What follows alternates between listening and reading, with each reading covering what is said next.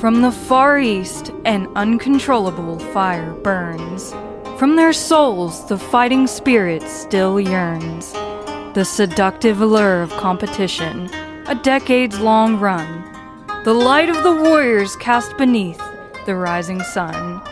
Some heroes on the page, and the lore we've yet to write. They share the passion for winning, and the love of the eternal fight.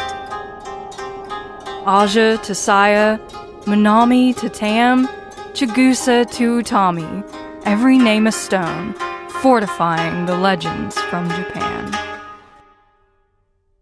Welcome to the Cult of Joshi, with your host, Raja and John. Hello, and welcome back to another episode of Cult of Joshi. I'm your host, Raja, and I'm joined, as always, by my co-host, John. Hello. And here we sit a month later, finally at the end of the 5-Star Grand Prix. I didn't know what you meant there for a second. At the end of the world, of everything. Yes, let's burn it all down. The tournament of the summer is officially over. It's come to an end, and man, what a crazy pay-per-view event we have to talk about here today.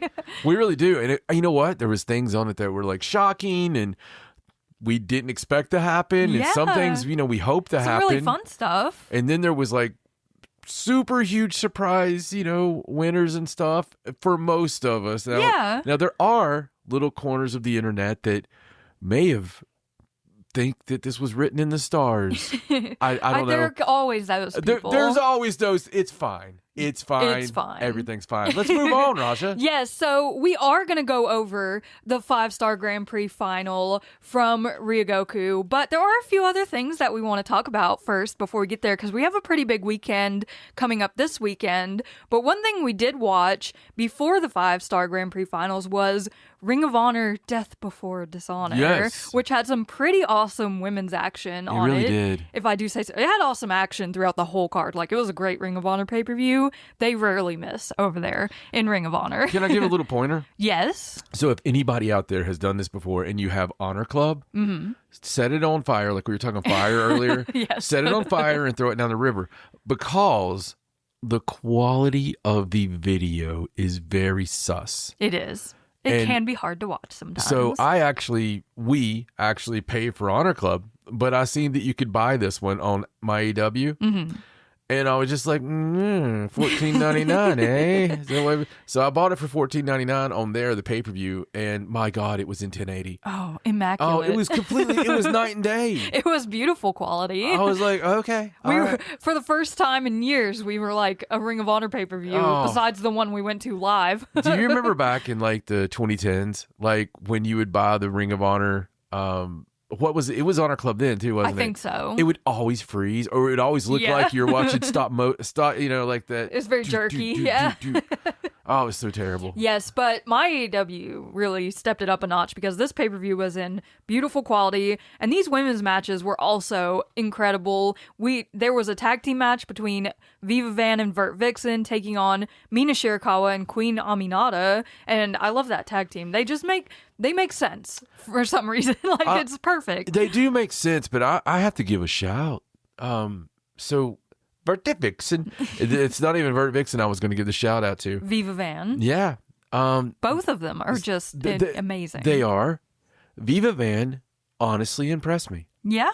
This match, I thought she did really good. And she did. I think, not that she's done freaking bad, but it's just not grabbed me until this. I thought this was really great, and I think that really her and Vert Vixen, that's kind of a cool tag team too. It is the double V's in there. It's they fit together perfectly. It's like a alliteration station. Mina and Queen Aminata got the win in this one though, but they were very fun, these tag teams together. There was also 3 women's title matches on this card. The Pure Women's Championship was up for grabs. Deonna Purrazzo defending against Steph DeLander. Yes, I fangirled over Steph. Of course, Deonna is like the pure rules. Like, she can't be beat when it's pure rules. She just makes me want to go back to college now. It's just like... just learn. Yeah. Just it's like all those learn everything. all those college commercials. I'm just like... Damn you, Deonna Purrazzo. I know. It's like, you're making me want to go back and get more degrees. The TV title was also on the line in a 4-way match. Sky Blue versus Zeta Steel versus Marina Shafir versus Red Velvet. And these 4 have been at each other's throats on Ring of Honor for the past little while now. So seeing them all in this 4-way was really cool. Yeah, when we saw that match, it was like, you know what? That's like, if the AEW was a video game, and you got to pick 4 girls for a 4-way. Yeah. That would be the funnest 4 to pick. Yeah, exactly. They went so well together. I loved the moment between Red Velvet and Marina Shafir where they were both doing their striking in the corner against each other. I just thought it was really awesome. Yeah. Red Velvet actually retained the TV title coming out of this 4-way, which is impressive because in a 4-way, you're at a massive disadvantage as the champion. So are we going to do it? Are we going to talk to Zeta thing while we got a second here? Oh, I think we should. And I think that it's good. It's okay. It's okay. Because it goes back to some Josh, right? Because of her time in Marigold. Yes. Zeta Steel. She's technically Joshi. Zeta Steel, I have to give that thing that we gave a long time ago with Suzu Suzuki. Right? Remember that? Remember that stuff? Remember that stuff we did from Rame? Yeah, we did that there too. We did. Yeah. There's been a few. There's been a few. There's been a few. There really has. Normally right about this. Okay? Just saying that Zeta Steel, man, I was trying to think of something that wasn't like using the word sex in it because I really want to make the rhyme like Zeta Steel and sex appeal. And, right, because it just rhymes. But it's 2026 and you can't say things like that. Right. So I was like, maybe like the appeal, Zeta Steel. I really like it because she does have appeal. No, she's excellent. Nobody's ever used the appeal. And it could be the appeal, Zeta Steel. I really like that. Instead of, and the reason I'm saying this, Tony Khan, anybody out there that can do anything about this, just saying, you never know who's going to drop in, right? There's people that listen to things. Yeah. This is, I got to be careful here because I was getting ready to say this is free use. The last time that happened, they shut the mall down. All right. So I'm just saying, free to use. I give up any right to coming up with that. It's never going to be said again. Just take it. Take it, steal it. It's fine. I won't even look for clout later. I might even omit this from ever happening I'll go back and embrace it or something. If you end up using it. It's the appeal, Zeta Steel. It's very cool. It makes sense. People get what it, twisted steel and sex appeal, the old saying, right? Yeah, people get that. I think it works, and it's much better than, and I could say this, the real deal. And the reason I say that is because years and years ago, I'm not going to make it a long story. Don't worry. I see you over there checking your notes. Years and years ago, very many years ago, there was a young high school student named Chase Owens. Chase Owens was working out in the ring, and his father had come to me and was like, I want you to help Chase in his career. I want you to help hook him up with people and get him in, blah, blah, blah, blah, blah. That's how it went down. He didn't sound like that, though. So I was booking at the time. And I booked this whole thing where his dad interferes in the match and we use all his actual wrestling because it was in his hometown, blah, blah, blah. Right. But the kid had more medals than he had jacket. So I was like, why are we doing anything other than the fact of you're the real deal? So, like Evander Holyfield from boxing, right? He was a real deal. I was like, the real deal Chase Owens. Ended up he used that for freaking a long time. Up until he went to a certain company. Yeah, they made him the crown jewel. Then he went straight from that to crown jewel, didn't he? I think so. Yeah, but anyway, when I hear it, I'm like, you know what? That was okay in 2005. Right. Yes. I don't think it's a 2026 thing. I don't know. It's been used so much. So this is much better. And it fits her because now we're going to talk about her. Zeta is a damn star. Yes. There's something special about her, and she's got like that. There's this certain je ne sais quoi about some people. She's got aura. She does have aura. She really does. She has aura. You could mine her for aura. You could. When she's on screen, you just want to pay attention. Yeah. There's some people, and I don't know if it's their facials. I don't know if it's just their face. I don't know if it's something about the way they walk, move, talk, whatever. Right. There is something special about her. Mm-hmm. And it really, really is. And it's just one of those things where you pay attention, and you also don't just instantly kind of hate her. Right, yeah. You know? Yeah, she seems really likable, and she's really talented. Like, every chick that came out in, like, 2008 TNA was instantly, like, someone that picked on you in high school. You know? A mean girl. Yeah, it's just like, no. You don't have a whole lot of likable qualities about you. Right. But this one actually, you know, Zeta, boom, you got to do something with She it. has appeal. All the appeal in the world. All the appeal. That's I'm done. I was kind of hoping maybe. I'll see you next week. Maybe she would get this TV title, but Red Velvet is still the champion. I mean, those are 3 difficult women to overcome for Zeta Steel, with Sky Blue and Marina Shafir also in there. So, you know, Marina's terrifying. So, you know. Yes.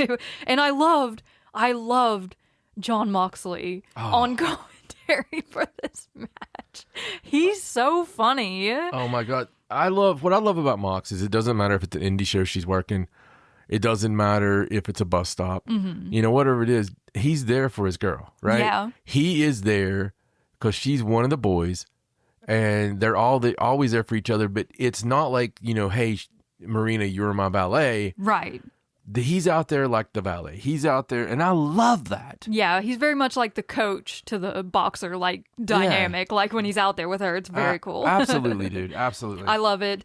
Before we talk about this main event, though, I do want to mention one thing that kind of took the internet by storm from this show during the Leo Rush match, when Leo threw the chair at Action Andretti, and it got caught, quote unquote, caught in the ropes, but everyone's like, it's the ghost of Sabu holding the chair. I mean, it was crazy. It was crazy, and I don't think it's got enough notice. I've seen it a couple of times, but it blew my mind when it happened. I don't think there's enough that can be said for that, because I mean, they were there, and he was doing a tribute to him already. Yeah. It was a crazy show, dude. And speaking of crazy, honestly, I got to throw this in since you were just talking about it. Did you see the Blake Monroe dressed as... I did see. I saw Blake Monroe dressed just like... We don't have to say it, because maybe we're wrong. Maybe. You know? It could just be a coincidence. So, but even the kind of pacing on the talk... Uh-huh. And the hair... And the body language. Did somebody tell her to... act like that? Maybe she just maybe it was just in the back of her mind for some reason. So let's ask the smartest listeners in podcast history. Yes. What do you guys think? Do you know what we're talking about? Were they going for the Tony Storm? Is that what they were shooting for that little backstage segment? You think that was a full Tony, or was that just a, you know? Or was it just coincidence? Just a quinky-dinker. But yes, the main event of Death Before Dishonor was, of course, the match we'd all been looking forward to for the Ring of Honor Women's World Championship. Athena versus Hazuki. And man, this was a roller coaster of a match. Like, it started out a little bumpy, and then they got to a point where it seemed like it was like going down, down, down, but then all of a sudden it shot straight back up and just started doing loop-de-loops and going all over the place. It turned into one of the craziest matches I think I've seen, like, ever in Ring of Honor. It was so wild. It was a trip. It was. There was moments when I had to really look down at my drink and wonder if you'd spiked me. Because it was very, very odd. It was crazy. Even at the first of it, it was like, well, maybe they decided to call it in the ring. Yeah.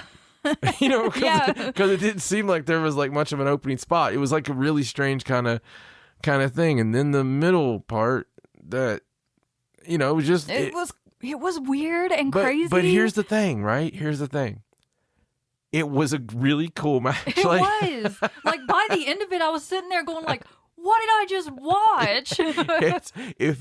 I know you well enough to know its uniqueness that you thrive for. Oh, I loved it. I loved every bit of it. And like once you get to the end, you can look back and be like, wow, What a ride I just went on. Yeah, no, that was crazy. It was definitely a ride, bro. It was definitely a ride. It was, and it's worth giving a watch. Like, if you can get your hands on Death Before Dishonor to watch this match, if you haven't seen it, it's definitely worth a watch because it's an experience. Like, that's the only way I can describe it. I'd almost give him my login just to see it. It's crazy, and of course, Athena is still the forever Ring of Honor Women's World Champion. Hazuki, though, she had her moments in this match. Like, I was not sure there for a minute if Athena was going to come out on top of this match, but she did. And Death Before Dishonor was just a really great show. Bandito Nick Wayne was awesome. Like, the whole show was just really, really good. Talk about aura. Yeah, for real. Freaking Nick Wayne, dude. Nick Wayne he's come back from Japan again and just been killing it. Bandito, one of the best wrestlers currently in the world. Like, crazy amazing. And he doesn't, I mean, and it's been doing it for so long. I know. You know? Like, yeah. He's been one of those top wrestlers in the world forever. And for years. Yeah. And it's so crazy. But yeah, Nick, absolutely. He's one of those that we sent to Japan. Mm-hmm. And it worked. It was like, yeah. You know? You learn things. Yeah. He's got this, like, you were saying, like, the girls who picked on you in high school. He's kind of got that, like, boy version of that where he's, like, stuck up and preppy. Freaking I mean, it's like he's like, you can't put him on camera if anybody. No, he's mogging everybody. It's like that should be his whole character. I think it is. Because have you seen him purse his lips? Yes, like, the faces he makes honestly, is amazing. I laugh my ass off when he's coming to the ring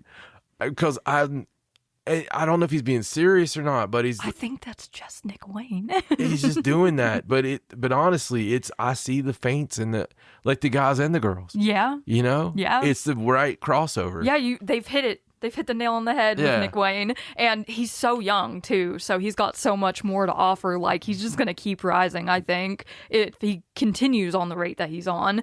But Death Before Dishonor, awesome pay-per-view. And, of course, we're looking forward to All In, which is this weekend. So happy All In week to all who celebrate.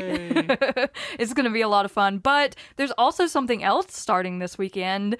A few shows ago, we talked about on August 28th is the Top of Joshi Wrestling for Sendai Girls. We talked about that full card that's coming up this weekend. But also on August 28th, starting at the exact same time as the Top of Joshi Wrestling, is the Marigold Dream Star Grand Prix. Hell yeah! Opening night.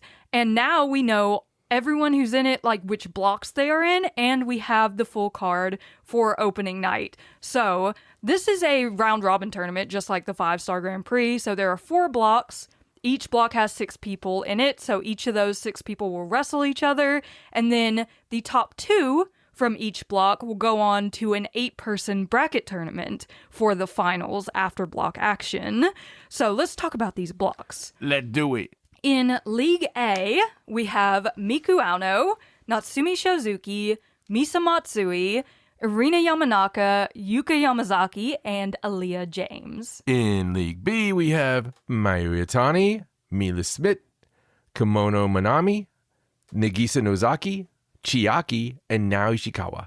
In League C will be Victoria Yuzuki, Mai Sakurai, Shioko Koshino, Hummingbird, Chi-Chi, and Diana Strong. In League D, we have Koki Amurai, Chika Goto, Shino, Megaton, Rhea Soto, and Nagisa Takibana. Yes, so really cool blocks there. I was actually surprised by some of the lineups, like the fact that Yuzuki and Chi-Chi are in the same block, and like Natsumi Shozuki and Misa Matsui. It's like matches that I would imagine happening in the finals tournament, you know, but they're going to happen in regular block action, which is pretty crazy. Yeah, I'm just excited about the whole thing because Marigold is... Man, it's a punk show. It is. You know, like, they're supposed to play these 10 songs, but we don't know how they're going to come together. We don't know if the band's going to fight halfway through the set. We don't know how many people in the crowd are going to be high. That's what keeps it exciting. That's the whole thing. Like, we can go see, like, Stardom is beautiful for going and seeing, like, Tool, right? You're going to go see this very together, synchronized, incredible performance. Right. And all the flames and fires and lighting and everything perfect. And, that drum sequence is actually the beat of Pluto's heart. Like... right, very artsy. Yeah. The off time is quarter time. And, so you get all that. But then you go to see, Buck Cherry. And you go to see this. And it's just really... It's something. You never know what you're going to get. It's an indie punk show, and I love it because of that. Like, this is said with love because it's completely yin and yang, right? It is. It is absolutely different. But it feeds everything you want in Joshi. Oh, it's like sometimes you want the artistry and sometimes you want the punk show. Yeah, absolutely. You want them both, and they both have a place for sure. They do. Yes, in our hearts as well. But Yes. Opening night of the Dreamstar Grand Prix on August 28th, everyone is going to have a tournament match except Ryogoku Koshino and Chi-Chi, because Chi-Chi is on the top of Joshi, which is happening at the exact same time. Yeah, because it's such a huge freaking card. Yes, so Ryogoku Koshino is actually opening the night in the pre-show match against the Lady AI.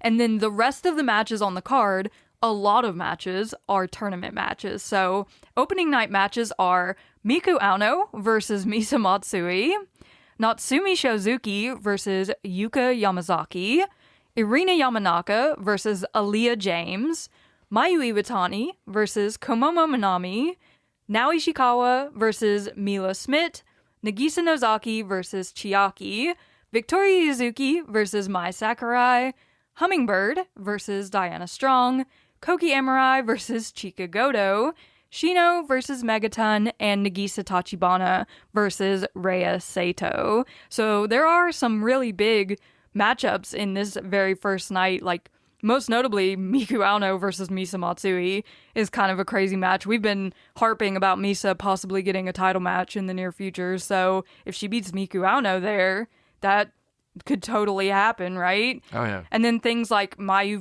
versus Komomo, they're friends, so that could go sideways. Nagisa and Chiaki both in Darkness Revolution. I mean, it's going to be a fun night. Dude, as long as I get to see Yuzuki You're happy? this many times with, like, bloody mouth. Man, that many Victoria Yuzuki singles matches. Oh.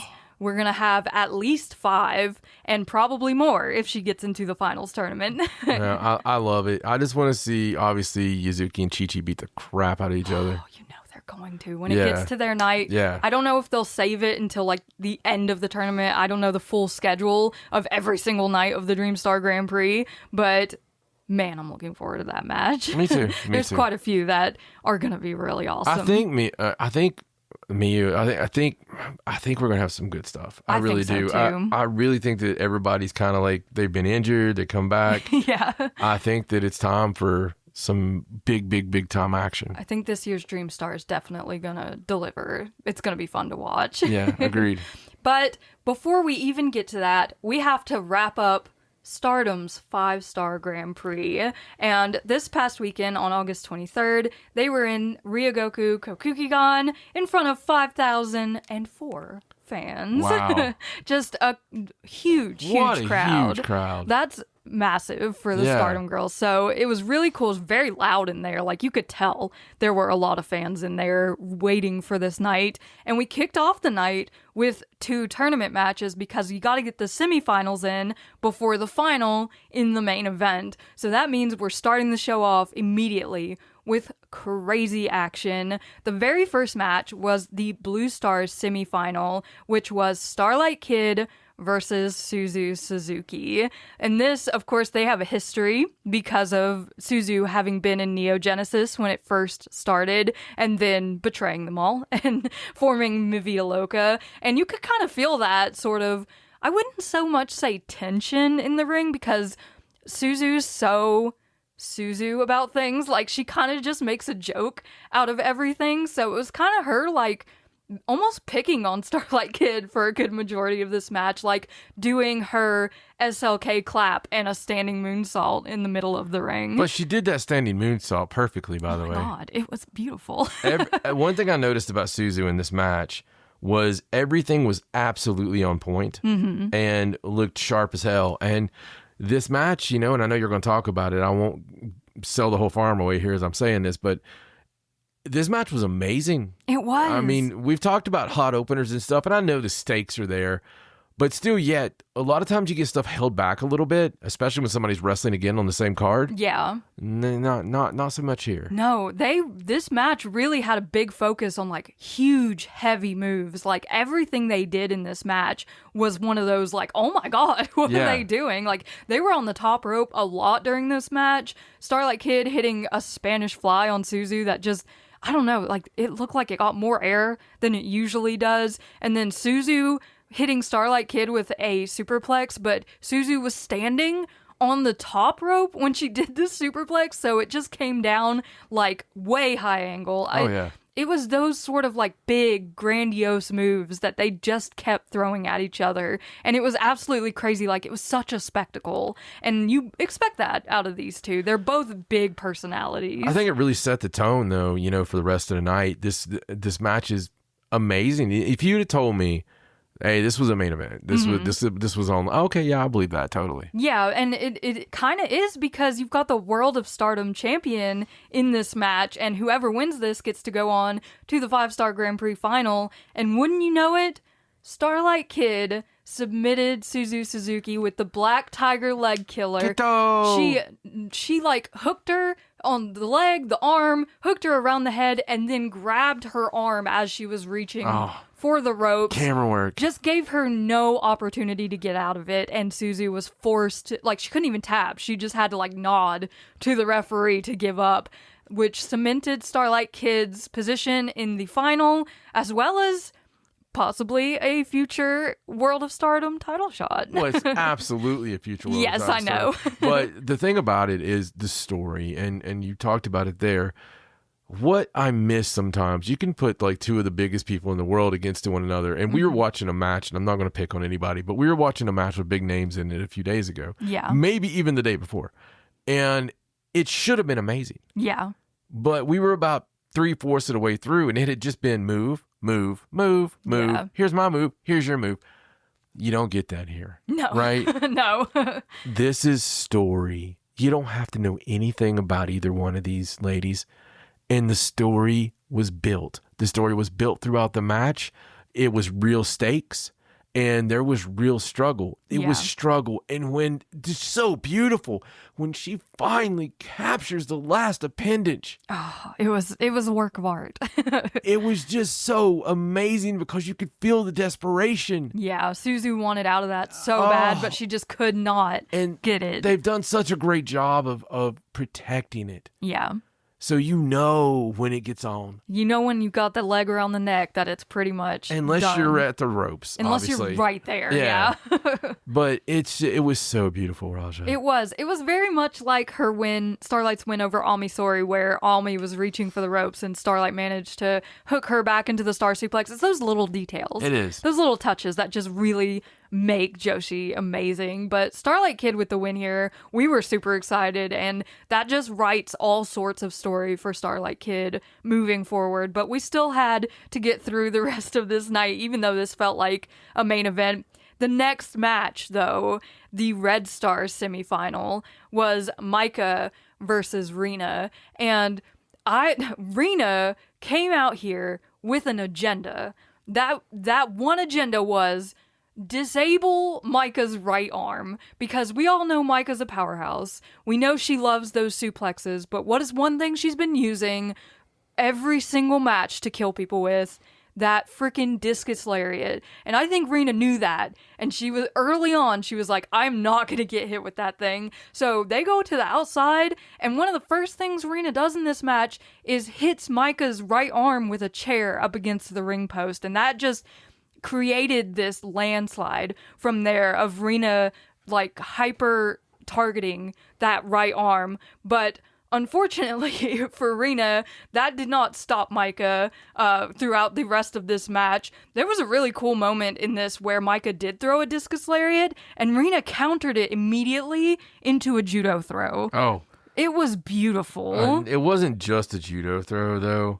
It was violent. It was. It was really violent, but it was so quick. You're right. It was just amazing. Like, Micah spun, and as soon as she got back around to the front, Rena grabbed her and threw her over. It was just the momentum of it was so perfect. And being Micah, too, you know, that was a slap in the face itself. Yeah, So, because she got bested a little. And because Micah, of course, has a judo background as well, I think Rena maybe was like, oh, you think you've got judo. yeah. But other things Rena did, like they both got on the top rope at one point, and she dragged Micah down off the top rope just to hang her right arm over the ropes, and she held on, man, to that arm so that it really got hung up on the ropes. It was nasty looking, but Micah, not one to be deterred, starts throwing lariats with her left arm late in the match, and they don't look any less devastating than her right arm lariats. But Rena, to her credit, starts kicking out of Michinoku drivers left and right. She kicked out of 2 successive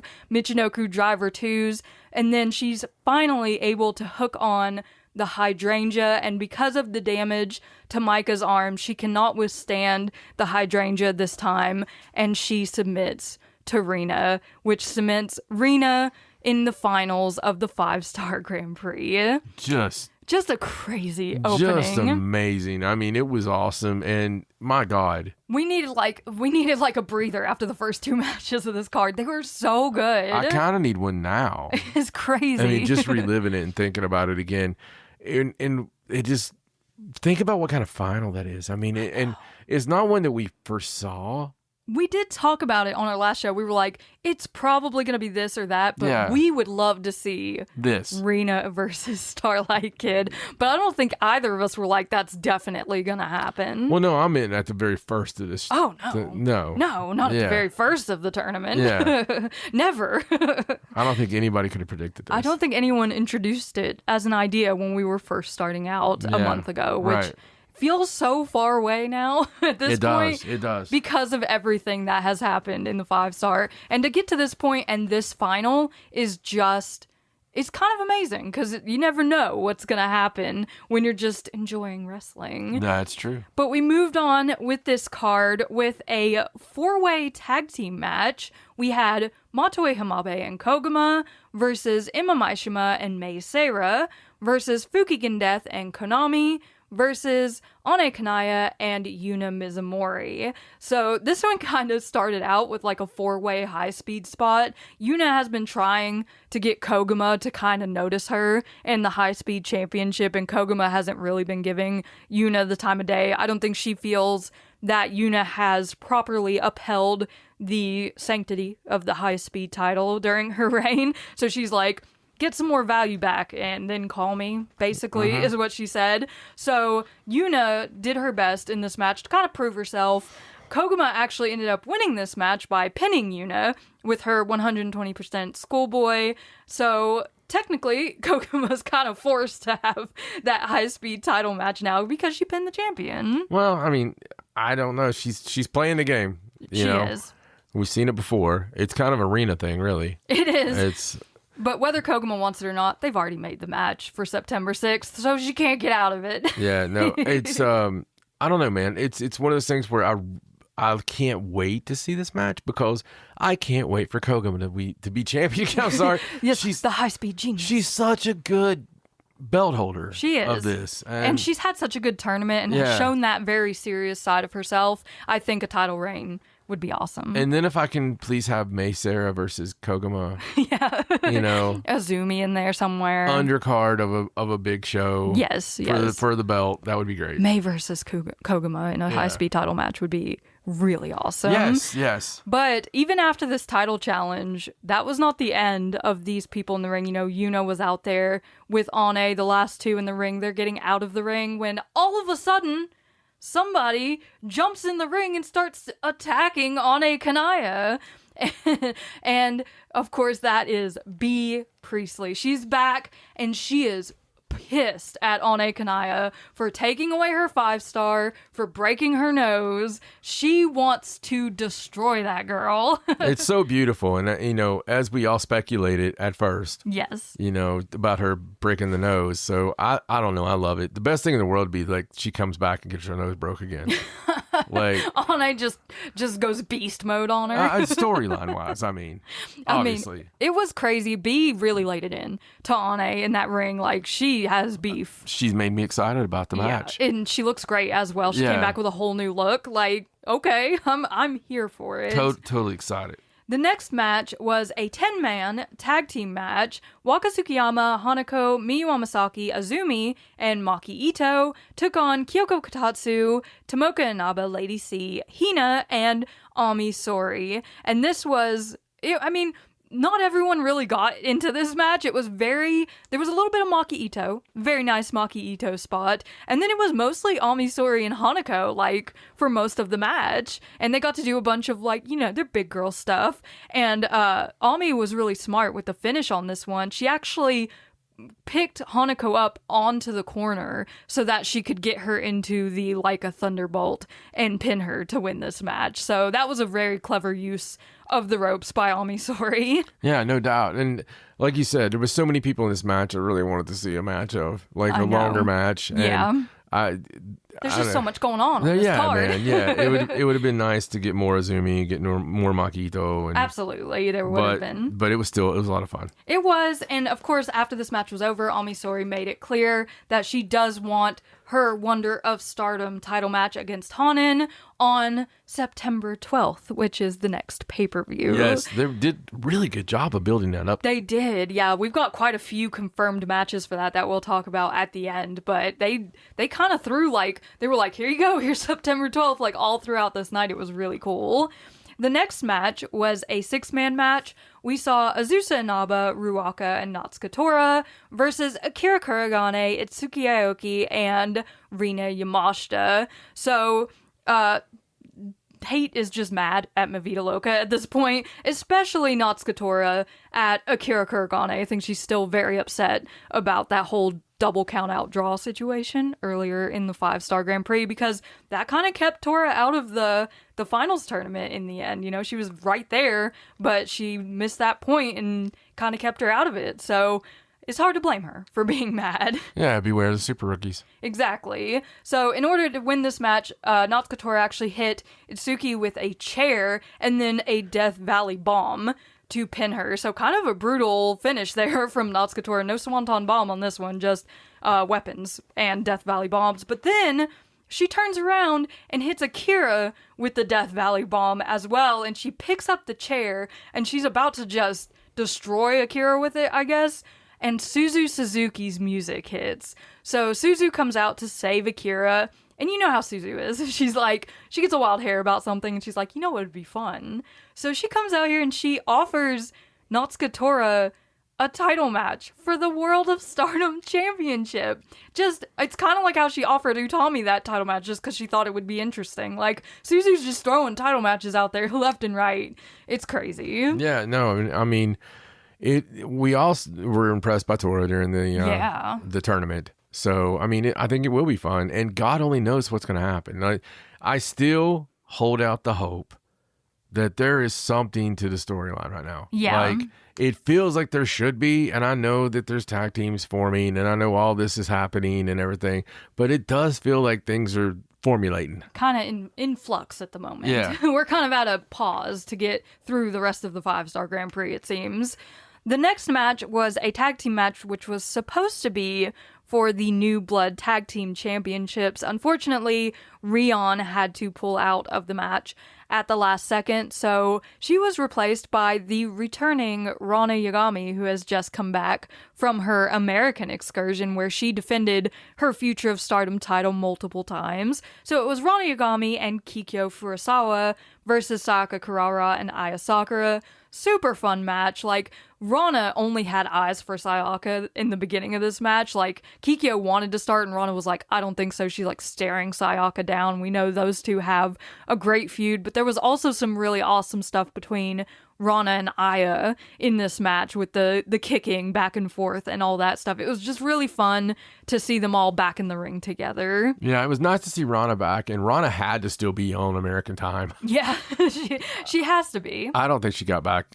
It couldn't have been more than a day or so. I know, because she was just in America. Yeah. So it's pretty crazy that she comes in here and is just like on the pay-per-view all of a sudden. I know they needed somebody, but it must have been crazy for her to just be like, okay, I'm wrestling. It's a good match, though, but I still can't wait to see the New Blood tag titles. I know. I hope we get that match soon. Rana actually won this match. She pinned Aya Sakura, and then she kind of held up the Future of Stardom title, and she's like, who wants a shot? So, of course, Kikyo, who's in the ring with her, immediately puts up her hand. She's like, I want a shot.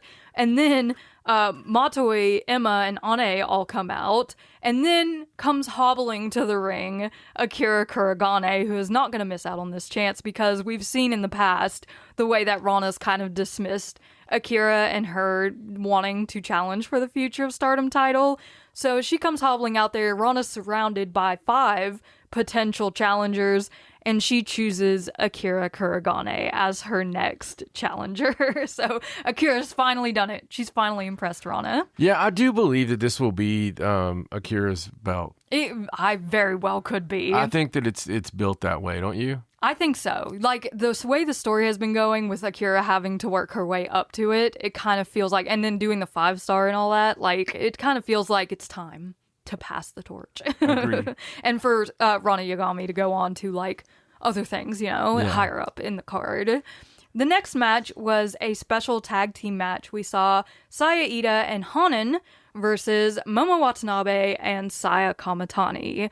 Number 1, Saya Kamatani's new gear was awesome. Fire! Some of the best gear that I've seen her in, and it was very Saya, so I really liked that. This was a good tag team match. It never really got to like a crazy point. They weren't like throwing weapons at each other or anything or doing anything super crazy, but look who's in it, okay? It was a great match. There were chops and kicks flying everywhere at each other. It was really fun. But Momo Watanabe and Saya Kamatani came out the victors. Saya hit a Star Crusher on Saya and got the pin in this one. And then Momo Watanabe and Saya Kamatani called out O2 Line, the Goddess of Stardom champions. So it seems that they would like a chance to become the tag team champions. Yeah, it's really quick, too. It is. This is out of nowhere. They just hated each other like a few weeks ago. I don't know. It's weird. It's very strange because of the way that the storyline has been going, but the only thing I can think of is that this tag team title match is going to be for former members of Queen's Quest, and then that's somehow going to evolve into more of the Queen's Quest story that we've been building. Is it not impossible for that to be the only thing that we think of? Yeah, I know. I mean, is there normal people? Are there muggles? Maybe. That don't really think that way, and they're right and we're wrong. I don't think it's possible to be wrong, but they've built this Utami Saya thing and even Momo into it. They've built it so much, and the 5-star kind of derailed it a little bit, especially when Utami and Saya both got eliminated. They need to make Utami the special referee. That would be great. Utami missing from this card, by the way. I think a lot of people were concerned at first about it, but Utami assured everyone she wasn't injured, so it was very strange. She actually, I kept looking at text. We had to keep checking. I looked on X, and she's like, I'm not injured. It's fine. Yeah. Don't worry. Please don't worry. Maybe she's just discouraged because she didn't get to the finals, but I think that this tag team match between O2 Line and Momo and Saya is definitely going to lead somewhere. It kind of has to at this point, especially if we're shooting for like Dream Queendom. We're not that far away. No, we're 4 not. months. It's definitely build up for it. Yeah, so I think something will happen there. It's definitely strange, like a strange pivot for Saya and Momo, in my opinion, because I thought Saya was like Ai and Suzuki for the red belt, but you never know what'll happen. So I'm gonna hold my breath on that one and see where this tag team title match takes us. Oh yeah, absolutely. The next match was the semi-main event of the evening, and that was Saoriano versus Natsupoi in their final singles match against one another. And it was very emotional, of course. These two are best friends, and they're never going to wrestle again after this in a singles match. So they've had many epic singles matches over the course of their careers where they've been best friends, they've been enemies, they've always been competitive with each other. But man, they did excellent here. No one's surprised. Sariano hit a Ferial Gift. Like, what? I was surprised by that, but it was a good match. Natsupoi getting the win with the Made in Japan, and then all the feelings coming out and everybody being happy and sad at the same time. I mean, it's impossible for them to have a bad match against one another. We talked about that going into it.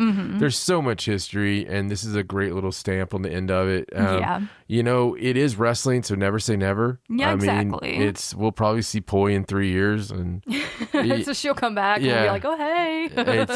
But, you know, because she's still so young. Yeah, I know. I mean, she's still so young, and I don't know. It was great, but it's hard when when you're gonna miss somebody. It's like, this feels like an ending. I don't like it. Yeah. But Sari basically was like, I'd like you to stay with me for the rest of the time, the rest of the road to your retirement. So I'd say we're going to see a lot of them in tag team action, and probably a lot of more of Natsupoi having little singles matches here and there. Oh, sure. With people that she loves and adores. Yeah. So we can look forward to that.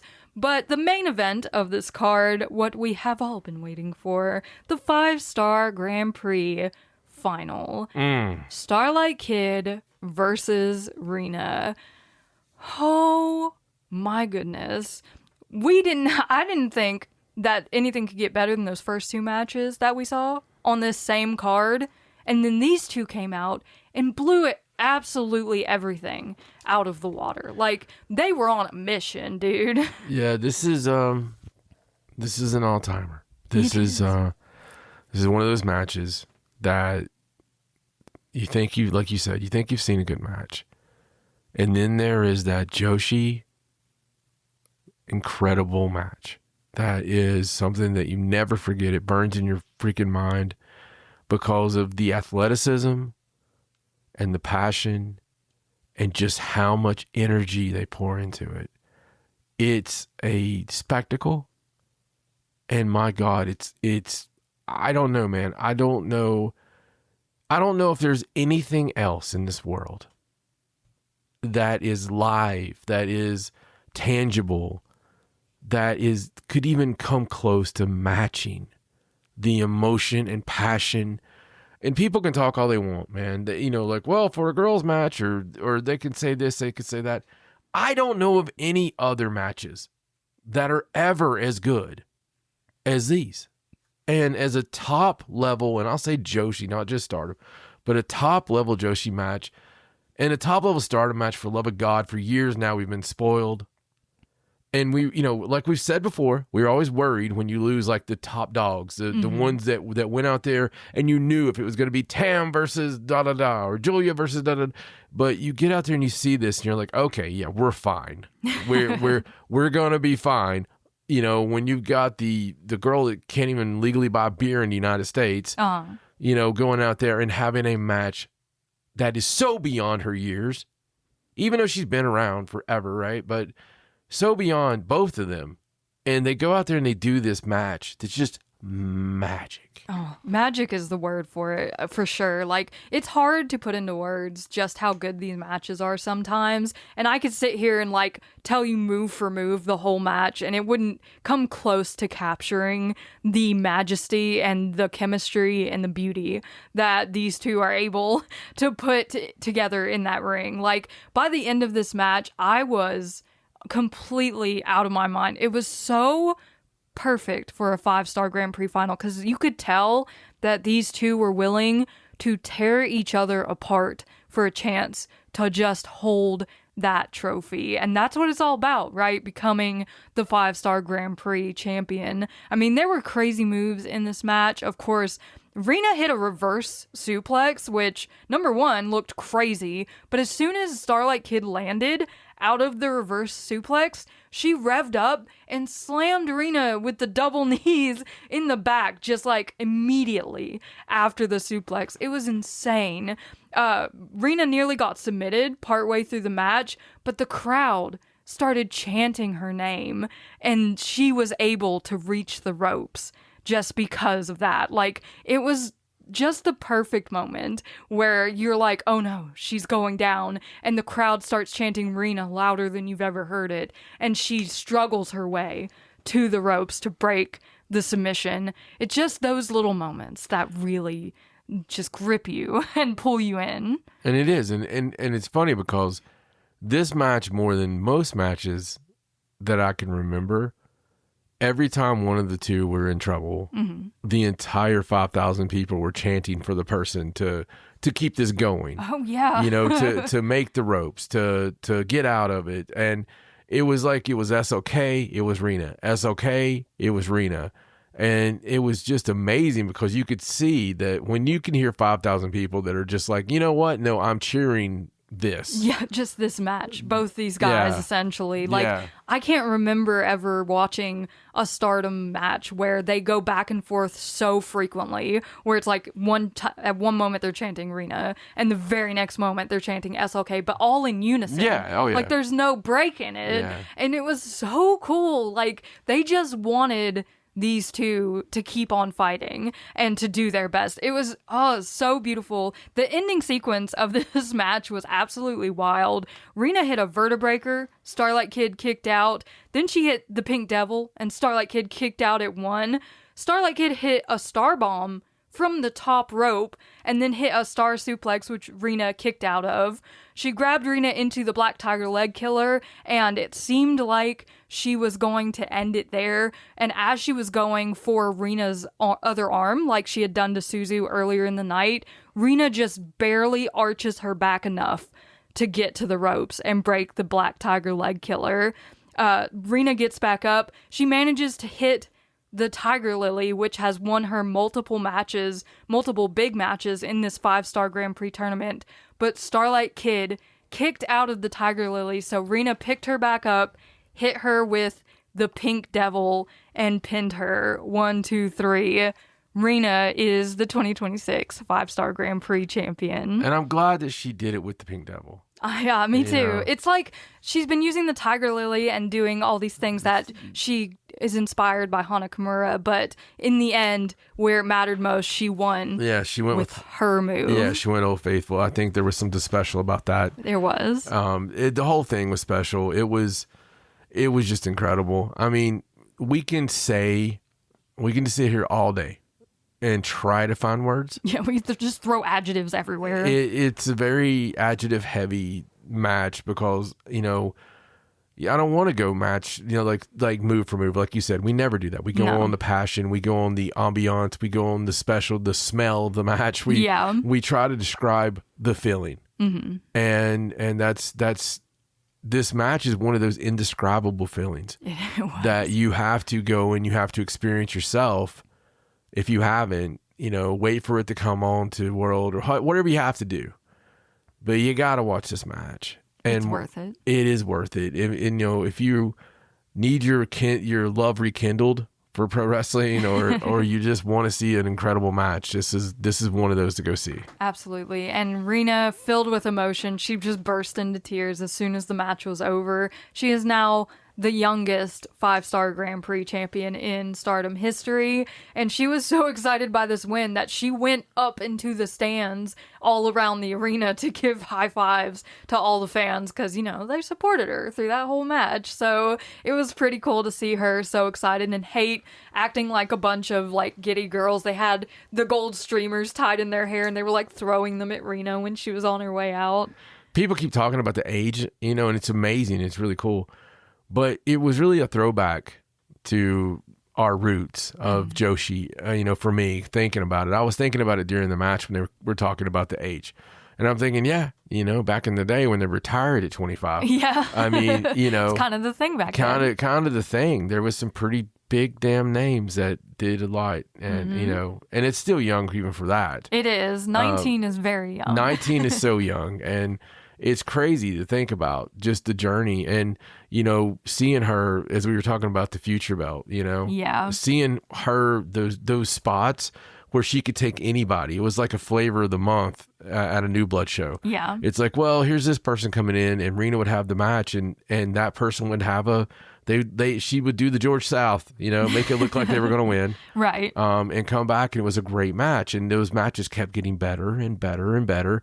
And then last year, we really seen her show out like crazy. And to the point was like, oh my God, obviously this 18-year-old's not going to win, but my God, these matches are great. Yeah. And then, it kind of goes quiet for a minute. Yeah.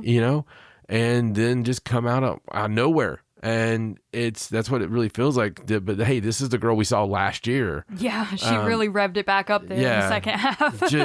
And again, she's one of those that just drips aura and is a star. She's so good. Yeah. Like every match that Rena has, she pours every bit of herself into it, and she is so talented and has so much still to do in her career. It's just crazy to think about. What a family. Yeah, the Stardom sisters are all just insanely talented. I don't know what's in their genetics, but we need more of it in the world.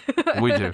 But yes, that was the 5-Star Grand Prix final pay-per-view in Ryogoku. What a night. Crazy, crazy final to the 5-Star. And Rena, after being essentially the bridesmaid in the last 3 singles tournaments, now is a champion. Congratulations to her. I can't wait to see who they end up awarding the 5-Star Grand Prix awards to this year for like best matches and all that fun stuff, because that's always really enjoyable to watch. But we do have a pay-per-view coming up pretty soon on September 12th. So Stardom is actually taking 2 weeks off after this final of the 5-Star. They won't be back until September 6th, which will be a Cork and Hall show, and then the next show after that is this September 12th pay-per-view, Stardom to the World.